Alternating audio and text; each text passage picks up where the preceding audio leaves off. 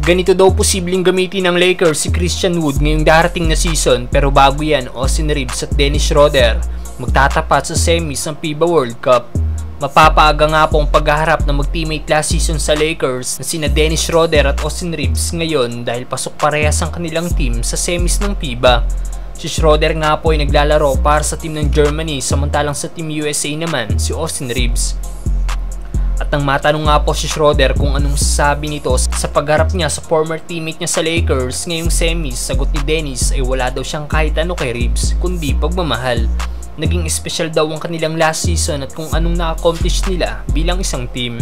Reeves, your former teammate, that's my guy, man. I ain't got nothing but love for him. You know, he's my guy. Last year was special. What we accomplished as teammates. Sa ngayon, napunta na nga po sa team ng Toronto Raptors si Schroeder kung saan nag-sign ito ng 2 years, 26 million contract. Sino kaya nga abante sa finals ng FIBA mga brother? Team USA ba o ang team ng Germany? Samantalang Christian Wood, ganito daw posibleng gamitin ng Lakers. Nakuha nga po ng Lakers ang isa sa notable player na nananatiling free agent na si Christian Wood. Nag-sign nga po ito ng 2-year 5.7 million. At ngayon ibinunyag nga po ng Lakers insider na si Jovan Buha ang posibleng maging role ni Christian Wood sa Lakers. Ayon dito, ang early expectation daw kay Wood ay maging coming off the bench kasama si Rui Hachimura. Magiging primary backup center daw si Wood para kay Davis at isasama sa big lineup ng Lakers at bibigyan ng 20 minutes playing time per game si Wood once healthy ang roster.